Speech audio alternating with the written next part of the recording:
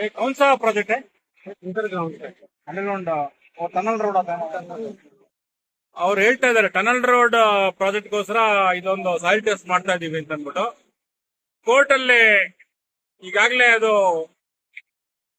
PIL ಆಗಿರೋದ್ರಿಂದ ಅದರ ನಿರ್ಧಾರ ಏನಿದೆ, ನ್ಯಾಯಾಲಯದ ನಿರ್ಧಾರ ಅದು ಬರೋದಕ್ಕೆ ಮುಂಚೆನೆ ಈಗಾಗಲೇ ಕೆಲಸ ಪ್ರಾರಂಭ ಆಗ್ಬಿಟ್ಟಿದೆ. अभी यहाँ किया ना, एक ही जगह में कर रहे हैं, अंदर भी करता है. पिछले 10 कर का है, अभी खत्म हो गया है. इधर ಇಲ್ಲಿಂದ ಸಿದ್ದಾಪುರ ಸರ್ಕಲ್ ಕಡೆ ಕೂಡ ಈಗಾಗಲೇ ಒಂದು ಪ್ರಾಜೆಕ್ಟ್ ಆಗಿದೆ ಅಂತ ಹೇಳಿ ನಾವೀಗ ಬೆಂಗಳೂರಿನ ಟನಲ್ ರೋಡ್ ಪ್ರಾಜೆಕ್ಟ್ ಏನಿದೆ ಅದು ಸಿದ್ದಾಪುರ ರಸ್ತೆಯಲ್ಲಿ ಈಗ ಮಣ್ಣಿನ ಪರೀಕ್ಷೆ ನಡೀತಾ ಇದೆ. ಈ ಪರೀಕ್ಷೆ ಮಾಡುವಂತ ಸ್ಥಳದಲ್ಲಿದ್ದೀವಿ. ನೋಡಬಹುದು ಇಲ್ಲಿ ಈ ಸ್ಥಳದಲ್ಲಿ ಬೋರಿಂಗ್ ಮಾಡಿದ್ದಾರೆ. ಇಲ್ಲಿ ಈ ಮಿಷಿನ್ ಮೂಲಕ ಬನ್ನಿ ಕೇಳೋಣ ಎಷ್ಟು ಅಡಿ ಒಳಗಡೆ ಹೋಗಿದೆ, ಅಲ್ಲಿ ಏನು ಅವ್ರಿಗೆ ಕಂಡು ಬಂದಿದೆ ತಿಳ್ಕೊಳ್ಳೋಣ. ಇದರ कितना डीप किया है? 50 मीटर ಅಂದ್ರೆ 50 ಮೀಟರ್ ಒಳಗಡೆ ಇದೆ. 50 ಅಂದ್ರೆ ಅಡಿ ಲೆಕ್ಕದಲ್ಲಿ ಹೇಳೋದಾದ್ರೆ 50 ಇಂಟು 3.28 ಅಂದ್ರೆ 164 ಅಡಿ ಡೆಪ್ತ್ ಹೋಗಿದೆ. ಇದರ ಪತ್ತರ कितना डीप है ಇಲ್ಲ पहले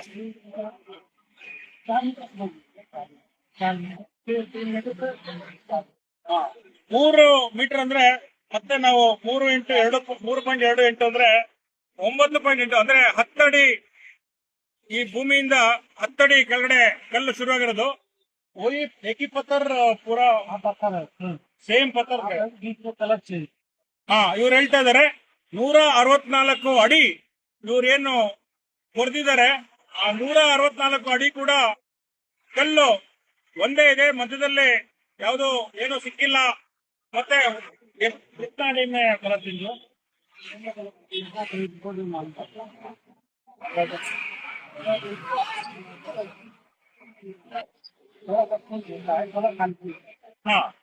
ಹತ್ತಡಿಯಿಂದ ಸಿಕ್ಕಿರುವಂತ ಕಲ್ಲು ಅವರು 30 ಮೀಟರ್ ಅಂದ್ರೆ 30 ಇಂಟು 3.28 ಅಂದ್ರೆ 98 100 ಅಡಿ ಹೋದಾಗ ಮತ್ತೊಂದು ಕಲ್ಲಿನ ಕಲರ್ ಸಿಕ್ಕಿದೆ ಅಂತ ಹೇಳ್ತಾ ಇದಾರೆ.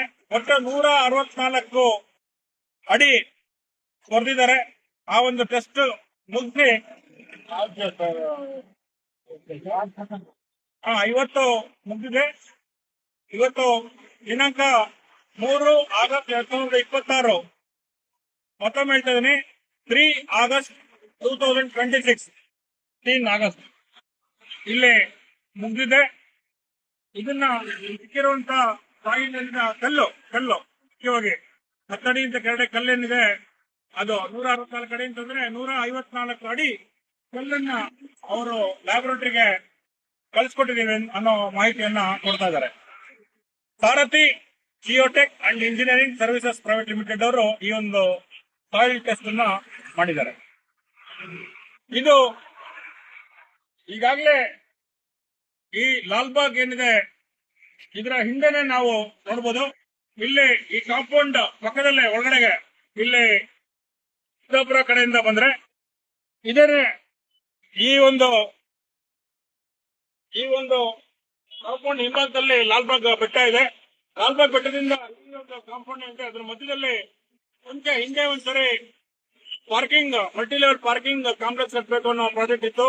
ಅದನ್ನ ಲಾಲ್ಬಾಗ್ ವಾಕರ್ಸ್ ನಾಗರಿಕರು, ಬೆಂಗಳೂರಿನ ನಾಗರಿಕರು ಅದು ಬೇಡ, ಲಾಲ್ಬಾಗ್ ನಲ್ಲಿ ಆ ರೀತಿಯಾದಂತಹ ಪ್ರಾಜೆಕ್ಟ್ಗಳು ಬೇಡ ಅನ್ನುವಂತಹ ಧ್ವನಿ ಬಂದಾಗ ಅವತ್ತು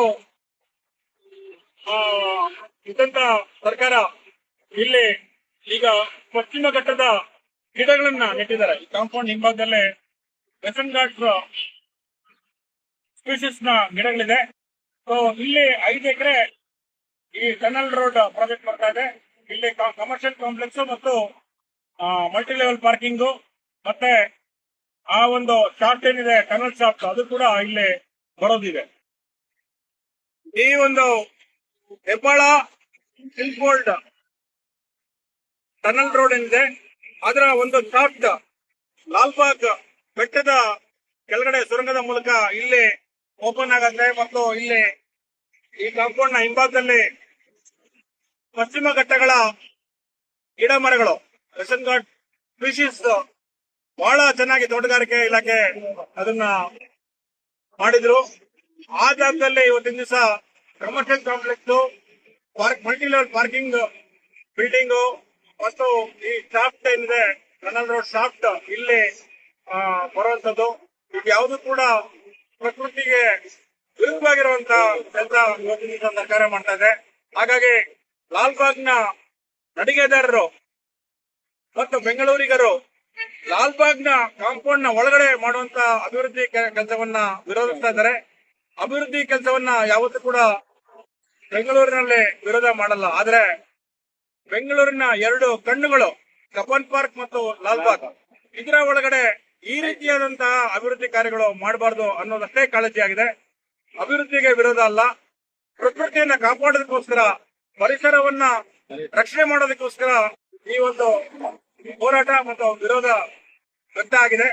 ಸರ್ಕಾರ ಇನ್ನಾದ್ರೂ ಕಣ್ಬಿಟ್ಟು ಕಿವಿ ಕೊಟ್ಟು ಜನರ ಧ್ವನಿಗೆ ಆಲಿಸಿ ತನ್ನ ನಿರ್ಧಾರವನ್ನ ಪ್ರತಿಷ್ಠೆಯಾಗಿ ತೆಗೆದುಕೊಳ್ಳದೆ ಈ ಒಂದು ಲಾಲ್ಬಾಗ್ ಹತ್ರ ಬರ್ತಾ ಇರುವಂತಹ ಟನಲ್ ರೋಡ್ ಶಾಫ್ಟ್ ಏನಿದೆ, ಕಮರ್ಷಿಯಲ್ ಬಿಲ್ಡಿಂಗ್ ಏನಿದೆ ಮತ್ತು parking multi level parking complex ಏನಿದೆ ಅದನ್ನ ಕೈ ಬಿಡಬೇಕು ಅನ್ನುವಂತಹ ಆಗ್ರಹದೊಂದಿಗೆ ಜನತೆಗಾಗಿ ಜಯತೀರ್ಥ ಮತ್ತು ಶ್ರೀಧರ್ ರಾವ್